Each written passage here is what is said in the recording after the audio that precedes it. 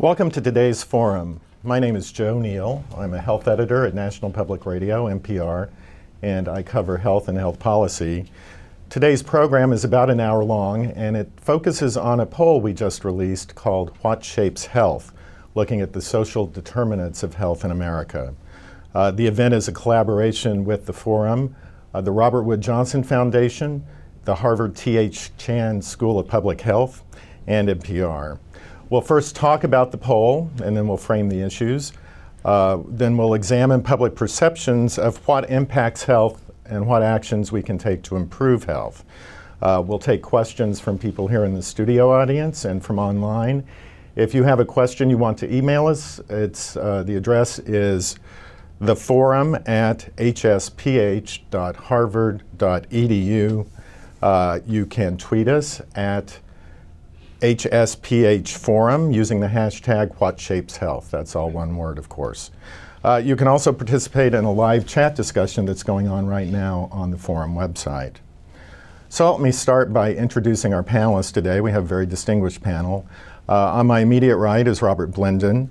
Bob is professor of health policy and political analysis at the Harvard T.H. Chan School of Public Health and the Harvard Kennedy School. To his right, Dwayne Proctor. Dwayne is the director of Eliminating Health Disparities at the Robert Wood Johnson Foundation. To his right, Lisa Barkman, professor of public policy and epidemiology at the Harvard T.H. Chan School of Public Health. And to her right, Rekha Oney. Rekha is the co-founder and CEO of Health Leads, a very innovative organization that she'll be telling us about a little bit later. But first, let's find out what the poll showed us. We had some surprising findings, and Bob is here to summarize those. Hi. So first, what is no surprise is that Americans worry about their health. So you would expect that 6 out of 10 at this very moment report they're doing that. The surprise, if you are in the polling world, is when you have a problem and you ask people what causes it or affects it, they usually give you 2 or 3 things and quit. And so if we can have the first slide, what we have here, so we're talking about people who are very concerned about health here, and you basically have 10 items that are very close to each other. The top are lack of access to quality medical care, personal behavior of all types. So Americans really do think a lot about personal behavior. Threat of virus or bacteria. Those of you following Ebola just say it's a virus, and people are really very concerned about it. And then the high stress. But the other items are very, very close.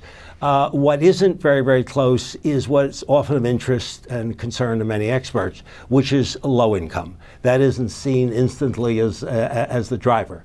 However, America is made up of people who are low income, a lot of them, and they have very different views, and that's important to relate. So on this, they push up on this slide their poor housing and neighborhood conditions is very, very high. They also push up poor working conditions, and so for so many people listening, and I have no idea what they mean, but a share of America really is really bothered by the working conditions that they do, and they think it drives their health. For that. So the second issue, we can go to the slide, is how much do people really think that what happens to children has a long-term impact on their health? And for a lot of people, there's this, youngsters are resilient, things, they get over it, life moves on. And what we found is that, and I'll talk about both individuals and people's overall views, but people do think a significant number of things can go wrong in childhood that really stick with you. An adult, and it really affects your health. So we're not just talking about their economic, it actually affects their health. And so being abused or neglected childhood, eating a poor diet, and we'll get back to this later, but people have had an impact. All through this, people say diet. I believe if we did this 10 or 15 years ago, no, it would not have occurred. where it is. There's a great deal of concern on both lists about people living in polluted areas. And the opposite of the measles debate is that a very large number of people we interviewed think it really is important that kids get vaccines, and it really affects their lives later if they don't. So there is another side to this. Again, the poverty issue doesn't have the same resonance as the other issues. In the poll, we also ask you about yourself. And so this is really quite surprising. 4 out of 10 people said that something happened to them as a child that has affected their health as an adult. That's quite extraordinary. If you're low income, it was 50%. So this is not a small issue. Things are going on in childhood that people later remember. A lot of it had to do, we gave them a long list of people, with things that go wrong in the family. Divorce, death, separations, losing jobs, poverty, accidents. So a lot of issues that go on. But what's really very, very important is that real live people report that things happen in their childhood that really affect them. So the last thing, let me just talk about briefly, is we're trying to figure out just normally how do people think their own lives are going in terms of their health. So what we did is we gave them a benchmark, your parents. What else could we compare it to? They're not readers of national health statistics. So how do you do against your parents? And it's a mixed thing. So 4 in 10 people believe that they're healthier than their parents. 1 in 10 think they're worse, and half say it's about the same. You know, my life's pretty much that. So the success here is, and that could be a whole show for Joe, is over age 50 and 60, we're in a whole new world. These people really think they're healthier than their parents. And it's a whole new life for them and what it means and everything else. That's not true for low-income people. So there are great divisions, and that's where we take it. So what is just the quick takeaway from the poll is, then when we switch from things like medical care or schools to broadly health, there are a lot of things on people's mind. There's not a small number. But people focus on what happens to children, and there's a mix about progress. That's our takeaway from here. It's a bit of a surprise of what we thought we would find. What would you think you'd find? We thought there'd be a couple issues that everybody would focus on, and that would be health. Right. Well, one of the main findings that Bob's just talked about is abuse and neglect in childhood being a significant factor in later adult health, and the public's perception that these two are very closely related. We'll get back to that in just a moment, but first I want to go further back to where you started on income disparity and play a clip from one of the stories we put on NPR yesterday morning on Morning Edition. It's by health correspondent Patty Namond, who looked at several parts of the poll, but in particular we started by looking at income disparity and how you'll hear the story of a woman who had a job and was unemployed, had health problems, and then life improved. So let's go ahead and play the clip. Those making more than $75,000 a year have very different perceptions of what affects health than those making less than $25,000. People like 29-year-old Anna Beer. Getting out my split-piece soup. I had half of it yesterday. Beer's making lunch at home in Spokane, Washington. From a can, not homemade. She agrees with 1/3 of those who are low income. Lack of money has a harmful effect on health. This is probably the most poor we've been. Beer responded to an NPR Facebook posting about the poll. She lives with her husband in the basement of her father's house. She's going to college now in the hopes of getting a better than minimum wage job. Her husband works at a retail store. Living on just his income, he's working full-time, like 10-something an hour, which is above minimum wage, which is nice, but it's not enough to make things work. And not enough to pay for healthy, nutritious food. The canned vegetables and the frozen vegetables are not nearly as healthy as fresh and whatnot. They've had preservatives and stuff added to them, and a lot of times a lot of salt that's just not good for you. But they're cheaper. When Beer was working as a nanny, she got laid off last summer, her salary, along with her husband's, meant they could buy fresh fruits and vegetables and even fresh chicken from local farmers markets. Beer says that made a huge difference in her health. My migraines that I had went from maybe 2 or 3 a month to maybe 1 every couple months, which is amazing. I've never had that happen before. The migraines are back now, and Beer gets tearful, talking about how frustrating things have become. My health is deteriorating, and I know what the cause of it is, but I can't fix it. It's just hard. And so we chose that story. We did a call out on Facebook and got hundreds of stories of people who were connecting various things in their life with their health. And this was one example that brought out the poll finding about how income and job status can have a very significant impact on health. The story went on. If we could play the whole thing, it runs to 8 minutes. We can't do that here. But you'll hear, we draw the link and talk about that there's a lot of evidence out there to support this connection between the circumstances we find ourselves in and our health. And one of those circumstances is what we find ourselves in as children and the abuse and neglect that we may suffer as a child. And Dwayne Proctor, you focus on health disparities and childhood experiences, adverse childhood experiences at the foundation. Tell us more. Well, you know, when I hear that clip, you know, we're desperate to have a culture of health in America. This young woman is desperate to live in a nation that can take care of those things. It's very, very clear that non-medical, social, and economic disparities drive health outcomes. The respondents in the poll know this, okay? This audience knows this. Anna Beer knows this when she relates that, and we really have to start responding to what we know here. In my hometown, I grew up in Washington, D.C. We've been there for multiple generations, and we use the Metro to get around town, and I'm sure some of you have seen the Metro map. Well, I have a replica of that map in my office that's in the RWJF Commission to Build a Healthier America report. And in that one depiction, it shows that where you get off, what stop you use on the Metro, you can show what the life expectancy is in that particular area, in that community. And DC is really not that large. If you live in the inner loop of the Beltway, then chances are your life expectancy is lower than if you live in one of the outer loops going out towards Maryland or towards Virginia. And so if a child is growing up in an environment that has high stress, high trauma, that if she is more likely to have some illnesses in her adult life that she probably wouldn't have to suffer from if that wasn't the case.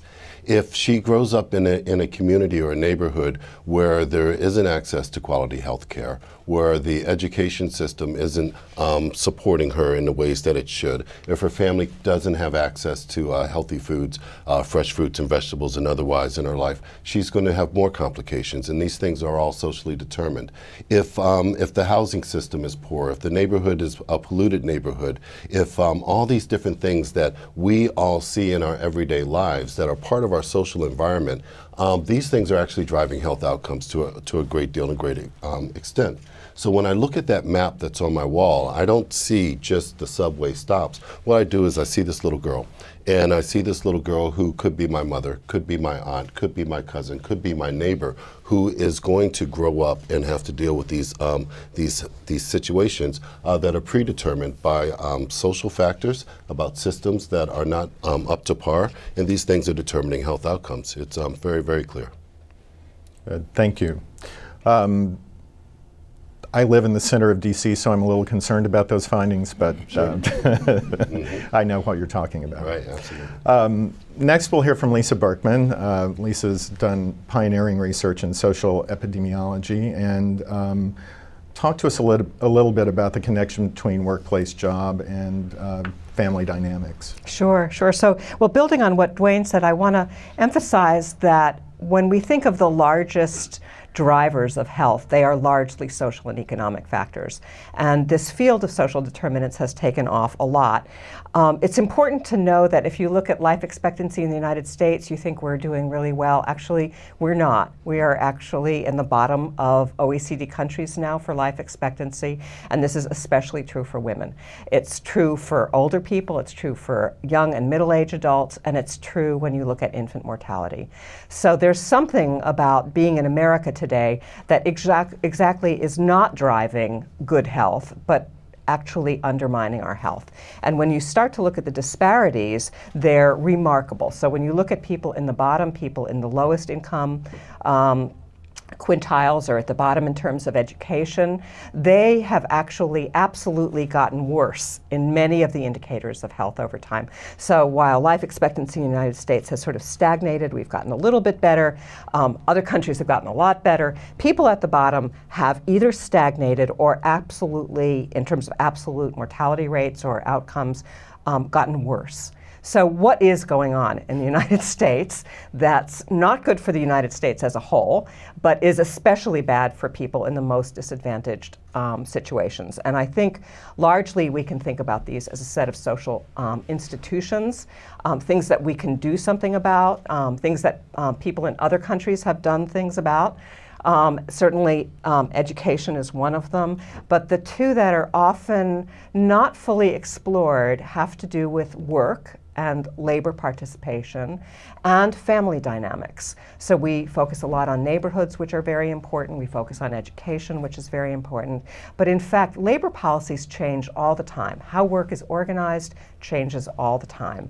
And family dynamics in the United States also are very changeable. So if we look at the way right now, up until well, over the last decade and certainly into the future, it's now estimated that about 41% of births will be born to single moms.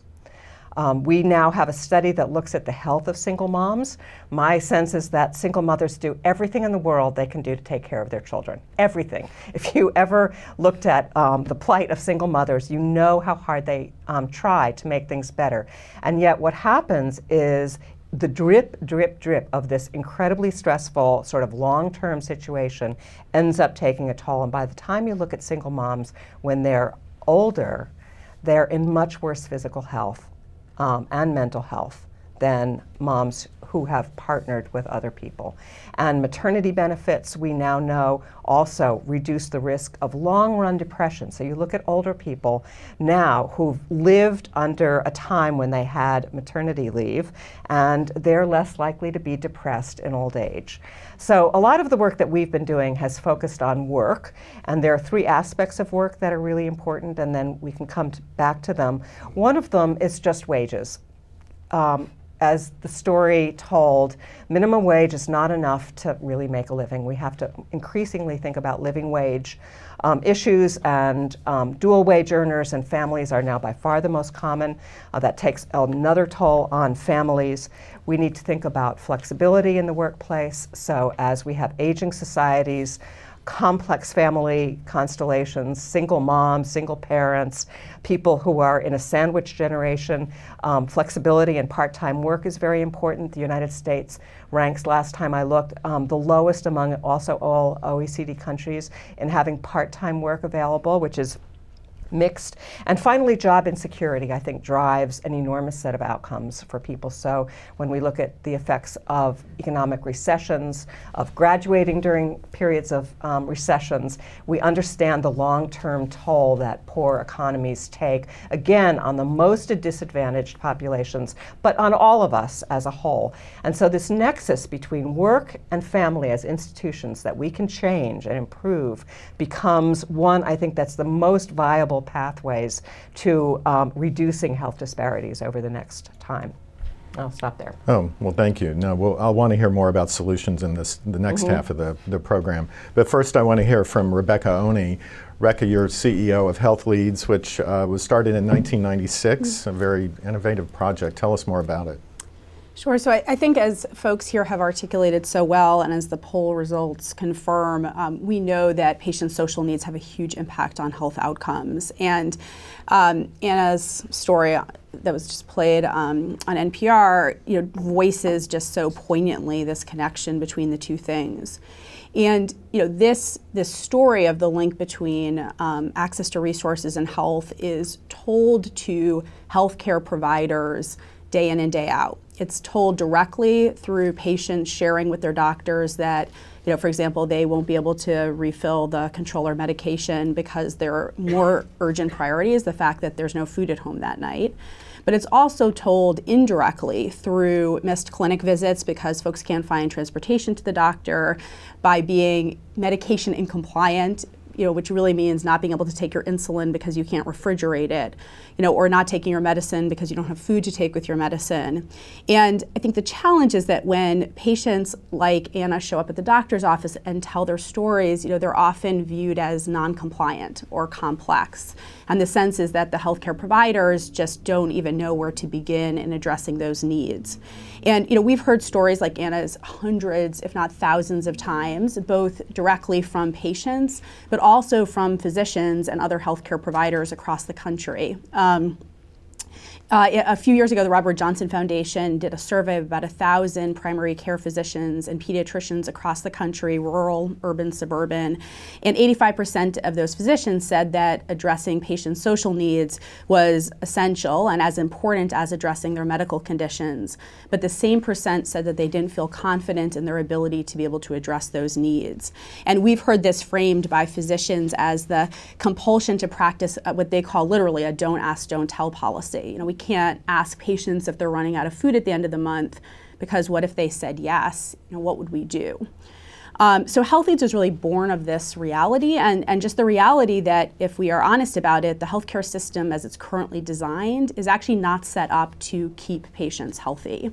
So our model is a simple one. When patients come into the doctor's office and the physician or nurse or social worker identifies any of these unmet resource needs that will have an impact on the health of patients, so access to healthy food, safe housing, heat in the winter, the provider can actually prescribe those resources for the patient the same way she would medication.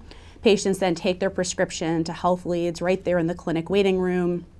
And we have a core of about 1,000 advocates who work side by side with patients to help them navigate their ways to the community resources that they need in order to be healthy. So we're in about 22 clinics now in 7 cities. About 95% of our patients either secure at least one of those resources or actually say they don't need further follow-up because they now have the information they need to be able to take care of their health. So I will admit the thing that kind of drives us crazy at this point in time is that this notion of a healthcare system that addresses patients' social needs as a standard part of quality care is still viewed as wildly aspirational. And I think it just begs the question of why is the imperative to address what causes health still in limbo within the context of the healthcare system itself?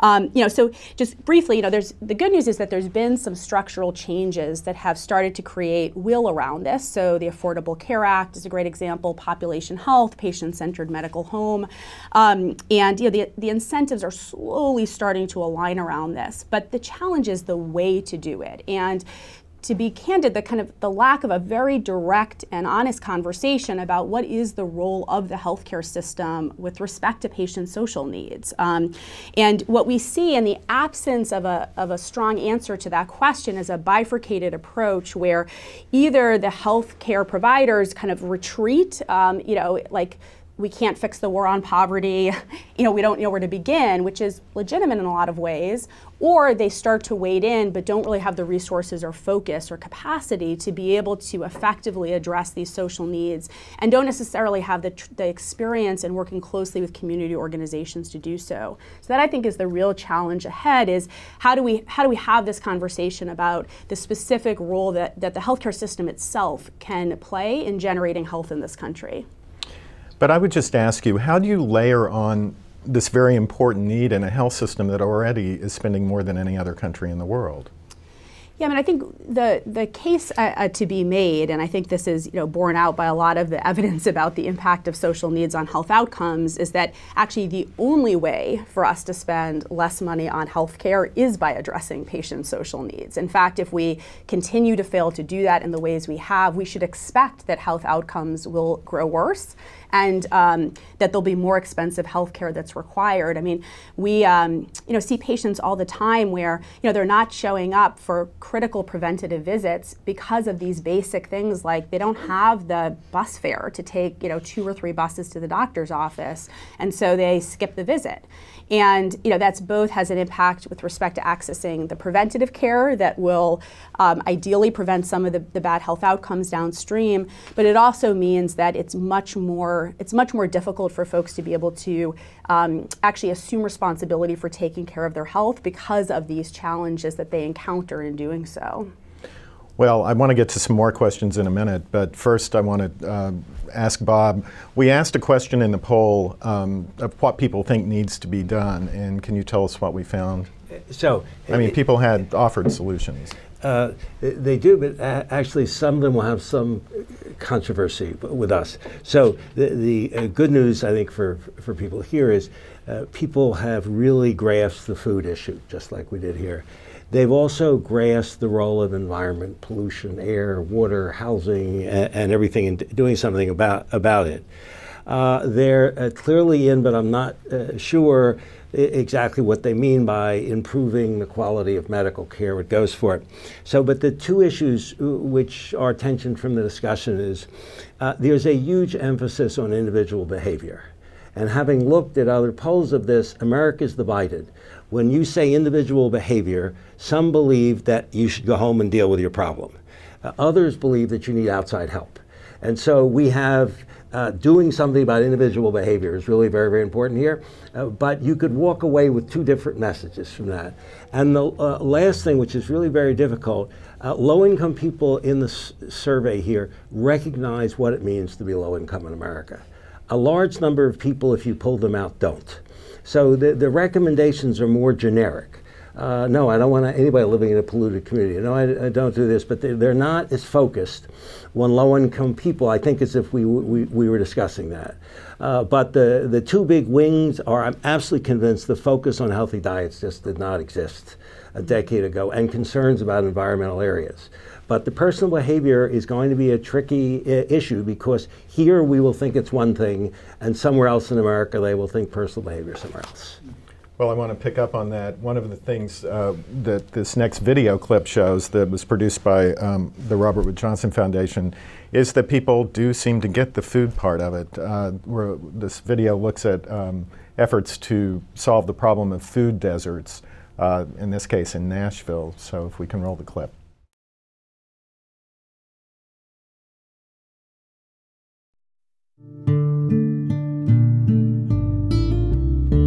In Nashville, there's clear inequity in our food system in terms of where food is available and to whom and at what quality and at what cost. The fact that there is no grocery store in a neighborhood, but there are 5 discount beer and tobacco stores, or that the only convenience store in the neighborhood sells rotting fruits and vegetables, and you're overcharged for food stamp purchases. Restoring Nashville is a campaign for affordable, healthy food access for all of Nashville.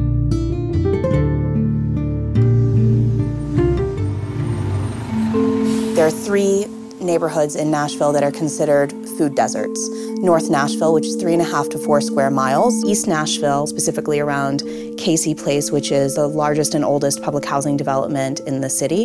And the Edge Hill neighborhood is surrounded by affluence, but there is no grocery store in the neighborhood. We're having problems by Edge Hill being a food desert. Residents that want to go to a grocery store, they have to use the bus. Robbie came to me and said, what do you think about having a mobile market? And what are some of the things that you'd like to see on the truck? And I see everything. The city has a magnifying glass on this mobile market to see if food desert residents are really interested in purchasing fresh food. You can make so many great things with this. I think if I can prove that the community is eating healthier, if there is a demand for this food, then it won't be hard to bring a grocery store in. Thank you. Like the mobile market, the Save-A-Lot in North Nashville that opened maybe a month and a half ago really sets the stage for grocery stores locating in food desert neighborhoods. So far from what I'm looking at, looks pretty good, affordable. So I'm pretty sure the other guests in the store, they shopping just as well as I'm shopping, trying to keep the money where it need to be. We love broccoli in my house. Cornelius, my 9-year-old, he's a fan of broccoli. I used to weigh 326, so I lost a total of like 95 pounds in all from me eating healthy and doing the things that I'm supposed to do. The way that I shop, it looks healthy to me, so it's valuable to my family. How you doing, baby? There is currently in formation a statewide task force to look at food access. We worked directly with Senator Burke and the Food Trust to bring the Food Trust to the state legislature and give a presentation about food deserts. People were talking about food deserts afterwards. What are the different ways that public policy can affect these choices? And that's how we came up with the Food Desert Relief Act. We also want to make sure that people understand that when it passes, that's not the solution to the food deserts. It's another step in our ability to provide access to people. This is a community effort. Government is one part of this, but it's really about community leaders and nonprofits all coming together to say this is important. Over time, I believe that will change and inform people's lives. So Rebecca, how does a group like Health Leads accomplish something like was done in Nashville? Yeah, well, so I think that the example that comes to mind is in June of this year, Health Leads launched at the West County Clinic, which is part of Contra Costa Regional Medical Center out in California. And when we began working with the clinic, actually in partnership with Kaiser Permanente, we did a baseline survey of the patients around their unmet social needs. And most clinics in the country don't actually ask their patients about their social needs. And one of the things that we learned, which was, I have to say, even shocking to us, was that 62% of the patients in the clinic were reporting that they were hungry and running out of food at the end of the month or not having access to healthy food, which is like, it's a really substantial number. And the tragedy was that at the same time, CalFresh, which is the SNAP program in California, which actually enables folks to have money to be able to spend on food and ideally healthy food, that 45% of the CalFresh benefits were going unused. So here you have this profound mismatch. And when we got in there, we started connecting patients to CalFresh, and about 6 weeks in, we presented our initial data to the physicians and other providers in the clinic, and showed that in fact we had succeeded in beginning to submit these applications and secure access to food for these patients. And the physicians were literally teary, and they said, we had considered the fact that our patients are hungry almost an immutable quality of our patient population. We had assumed this is something that we would have to live with and they would have to live with in perpetuity, and we would just have to work around it and somehow deliver clinical care around this profound reality. And they said we just never imagined that this was something that could be actionable.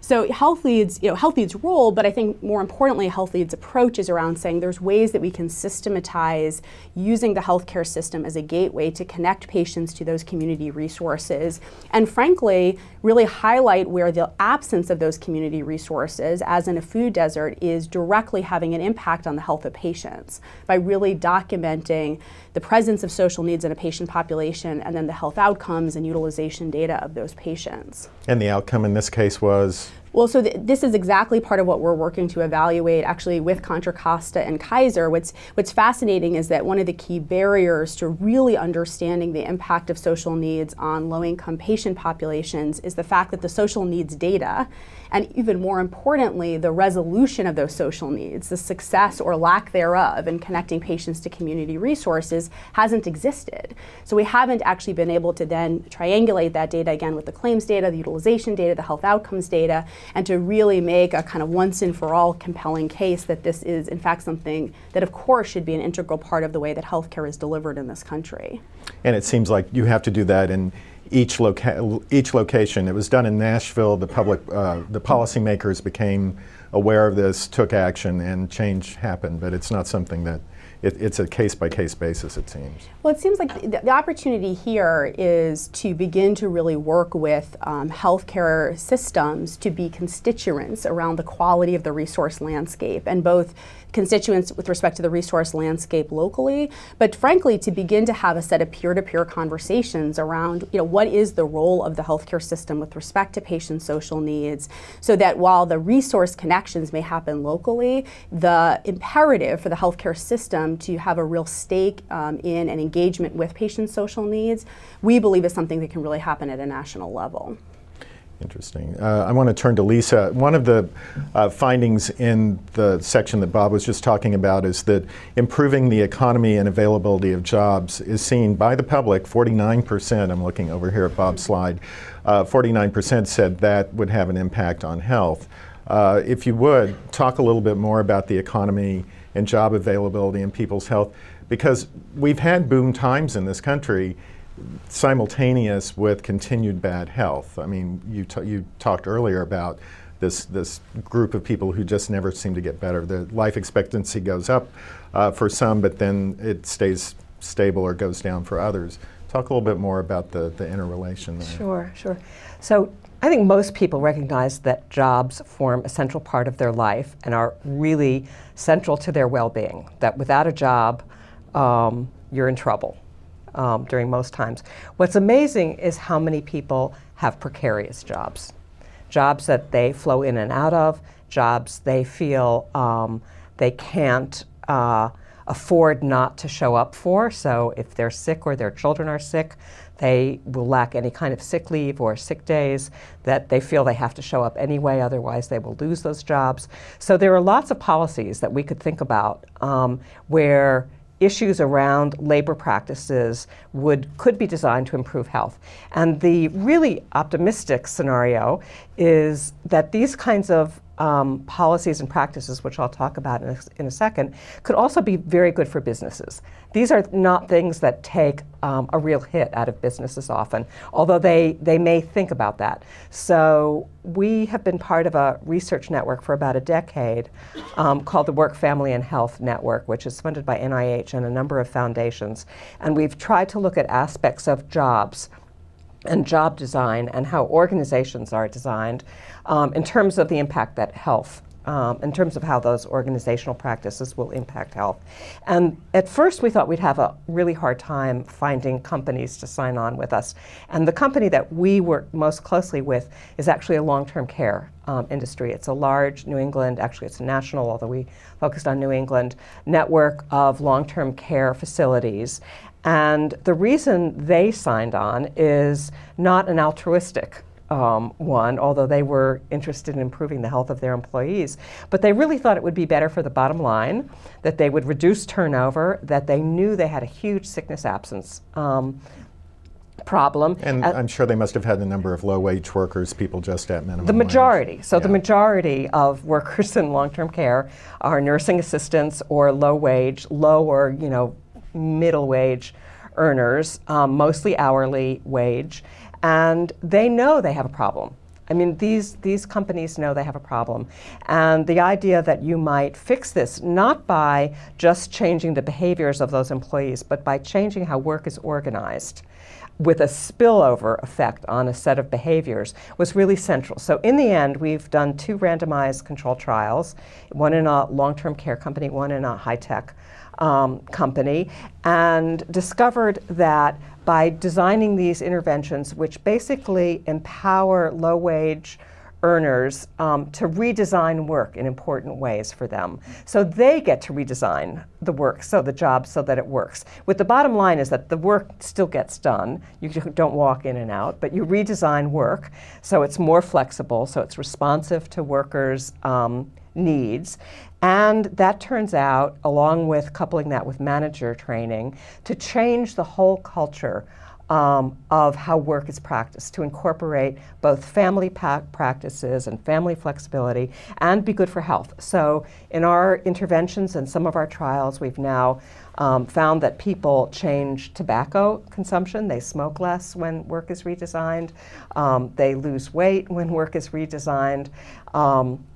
They turn up more, they are less likely to be absent from work, and that these have effects on spillover effects on their families. So it's better for their kids, better for their partners, better overall. Give me a specific example. When you talk about flexibility, what are you changing? What change? Is it work hours?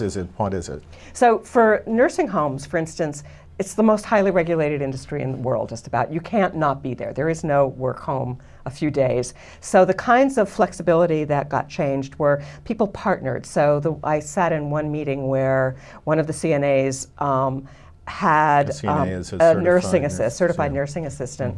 Was a man whose wife had locked herself out of the car and had to pick up the kids. So this is a problem all of us face, right, periodically. We all walk out, right? CNAs don't walk out. So he negotiated. He was taught as part of this thing that he could negotiate with somebody. So he asked one of his partners to stand in. He actually took 2 of his breaks, gave the keys to his wife, got the kid on time, and came back to work. So in another scenario, he would have either walked out completely and missed a whole day, or lied and said he was sick, which is not true. The nursing home would have suffered, he would have suffered, he would have lost wages. But this was 2 hours. This is the solution you and I would have. Same thing for doctor's appointments. If you can tell the truth and say, I'm going to be gone for 2 hours, I'm going to go to a PTA meeting, I'm going to my kids' basketball thing, I will be back, you can plan. This is not something that most industries think about. So that's examples of how work gets redesigned at the employee level. At the manager level, managers in many long-term care and many organizations are not picked for their managerial training, but rather for their clinical expertise. So they're great nurses, but they're terrible managers. And they don't really understand that you could have flexible practices. You as a manager could decide informally, I'll redesign work. I'll change the culture so that if somebody takes care of their family, this isn't a negative, this isn't slacking off, it's actually balancing things. And once you do that, you improve the whole work site, and it ends up being in the end profitable for everybody. Dwayne, we've heard you talk about culture of health earlier on. How is the foundation supports a lot of work in this area to try to connect the social determinants of health with better health. What does the research show in terms of projects like Lisa's? What is the national effect, the broad effect? I think the takeaways from the examples that you gave, which were great examples, is that we have to look at these systems that are around housing, employment, income, education, and access to care, and some of the others I mentioned. We have to look at these systems and see what is it that needs to be repaired in those systems, make certain that these systems work better, and that these systems can work better together, because it's very seldom that one system fails one individual. It's usually a multiplicity of systems that are involved in someone's life and lifestyle. What I appreciate about your example was that the employees in this case were able to manipulate and be flexible with dignity. Okay. Same with the video clip. They wanted to have access to healthy foods in their communities. They didn't ask, give us cheap foods. They didn't say, have somebody deliver it to our house, but put it in a place where we can have access to it and we can live with dignity as we do our work. If we approach these social determinants of health, these non-medical and economic factors that determine health outcomes, and try to think about how do we make these work better for people and work better together for people, we will see differences in outcome, in the health outcomes, but also, like you were saying, in productivity and absenteeism, in the profits of these businesses that are involved in this case. We need to make certain that there is a shared value for health in the United States, that cross-sector collaborations are fostered and worked on together so that they're mutually beneficial, so that when the healthcare, in the example of the clip, you saw a university medical student, okay, working with community, working with business, and coming up with a solution that was good for that community. Okay, these are sectors that don't always come together to sit down, but we need to do that because it's mutually beneficial for our country. We need to make certain that equity is what we're looking for, and that our communities are healthier and more equitable. You should not have to live in a polluted community just because you're poor. Okay, you should not have to, especially when you're living in the same city, like in my example of Washington, D.C. Everyone there is paying their taxes, but some people are living in worse off conditions because of their economic status, because of their background, because of the way the systems approach and address people there. And then lastly, we need to make certain that when we think about these drivers that are affecting health disparities, and we think of these solutions, we also have to think about the unintended consequences that may come about. You know, there's a lot of well-intended projects and interventions and approaches that once they are tested and they actually can not be as beneficial as we think. So rethinking this holistically, thinking about this culture of health in America that is inclusive, that is predicated on equity first, so that we can be in a vibrant, healthier society, it'll be good for us. It'll be good for all of us. Well, I have more questions, but Lisa Meyerwitz is here to give us questions from online, I assume. Yes, thanks. And we have a really active chat. There's a lot of questions, and we don't have a lot of time left, so I'm just going to take a few here. Here is one from Todd. It seems that many of the factors listed, from wealth, education, healthcare access, stress, etc., seem to all cluster around personal empowerment. Has there been much study in how well a person thinks they are empowered compared to their overall health? Good question. Who would like to take that one?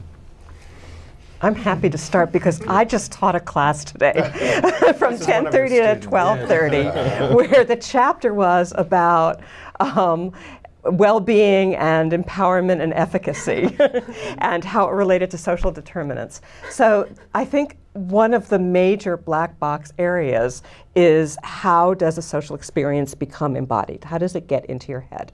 So it has to get into your head some way. It can also bypass and go by behaviors, but it isn't magical. And the idea that empowerment and self-efficacy and this sense of control and ability to manage things is really very, very important. So I think there's been some work that suggests this. I don't think there's been enough work. It's really a wide open area. But the common denominator, the idea that in the end you feel empowered, is very central. And I also think this idea of dignity is quite central, that somehow people act with dignity, that they feel they're important, they're respected, and that sort of thing. It still doesn't mean to me that that's actually where we should intervene. I think we still probably want to intervene at the social experience level because that's what shapes these down source, sort of downflow resources. But it is very important, so it's a great point. And I do think there is a wide body of literature that shows that social and emotional well-being is very, very important, and that may be what undergirds empowerment as well. So making certain that our vulnerable families and children are able to have social and emotional well-being, I think we'll get to that as well. Lisa? Great, I'll take another one. This is from Sarah Conkel.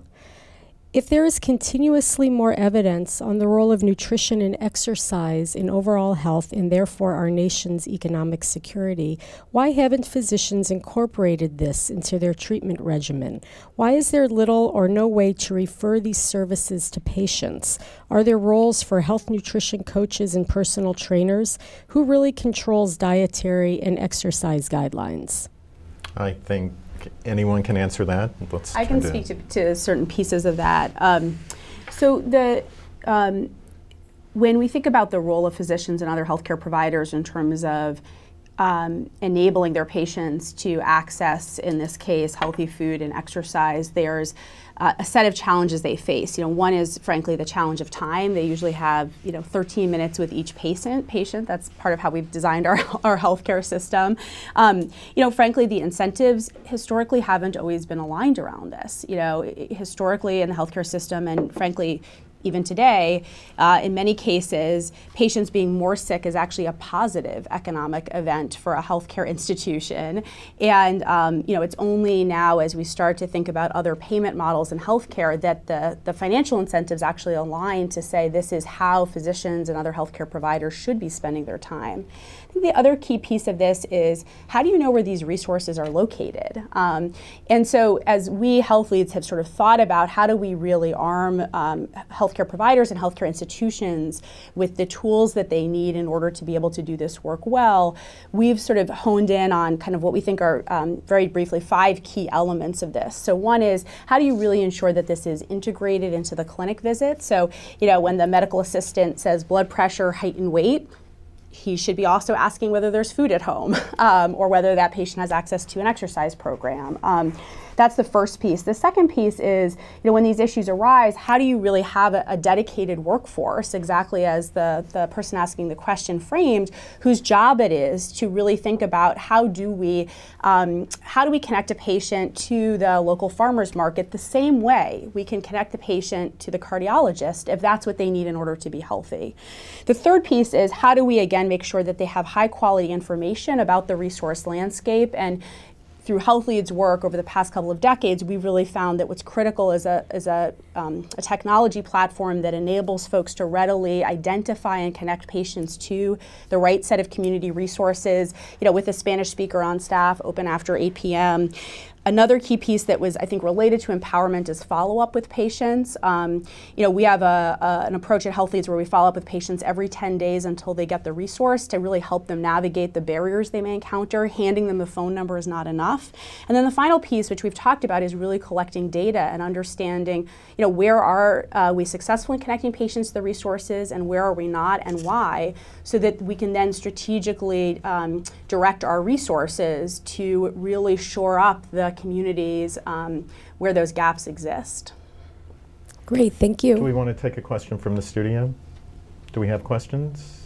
You, sir. I was born and raised in Himalaya, one of the landlocked and mountainous area. The only thing I reached to Harvard today, I am blessed, is because my father was the only educated person there, and he was a school teacher, and there was the only primary school there.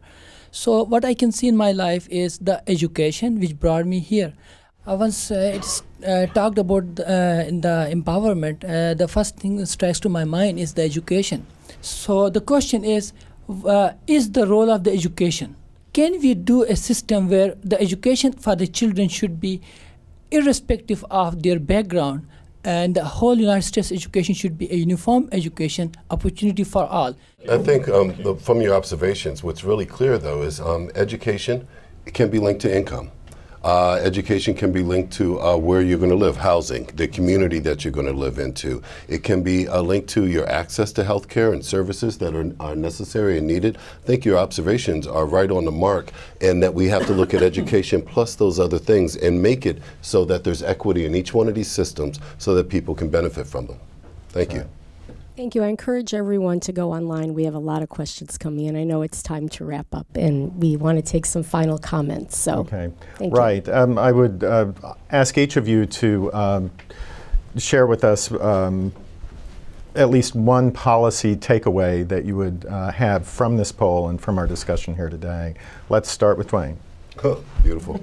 I was sitting here thinking, from the poll results, it was very, very clear that people pointed to things that are going on in early childhood as being important in health and adulthood. So I won't have a specific policy in mind, but we really need to make certain that we can find ways to improve the social and emotional well-being of children in this country through policies and other systems changes. And so that's what I would offer. Okay. Bob, I skipped over you. I didn't mean to. I would join both Lisa and Dwayne here. The problem is getting people who don't confront these issues every day to focus on them. And so in order to do that, you have to have things that people relate to. One is kids. So when you frame it, and then the second is, and if this was another environment, I would tell you I'd counsel Lisa really doing well for politics. The issue of work structure affects basically every family in America today. So the minute I take that as an issue, I can have people in suburban Topeka, Kansas, shaking their heads about how we have to do this. And so the central issue, it's guilty about being in polling, is that you realize that there are millions of people who live in communities that don't directly confront this. So we've been successful on food, and the food desert works because people who are not living in food deserts now agree that this is incredibly important. So we have to have a way to reach people, but we have to structure the issue in a way that people who don't live with these problems every day can get in the middle of them. And to me, kids and work and making those things work cross a lot of boundaries. And I think the poll could look a lot differently if we focused on some of these issues in the future. Lisa, one policy takeaway? That's great to hear. I actually agree. My sense is that families do everything they can to take care of their children and each other, and we constantly make that really hard. And the way that we could make that easier is to think about labor policy. So living wages, sick days, family leave, flexibility. There are a million work solutions that would enable people to take care of families and their own health much better. Rebecca? Yeah, I would say that for far too long we've allowed the healthcare system to operate in kind of a data-free zone with respect to patient social needs. One of the physician leaders that I was talking to just a couple of weeks ago said, really kind of poignantly and candidly, he said, when it comes to patient psychosocial needs, that's all we know. It's a black box, and we have no idea what that actually means. Whether that means that a patient's running out of food at the end of the month, or whether they can't pay their heating bill, or they're living doubled or tripled up with another family. Like we just don't know.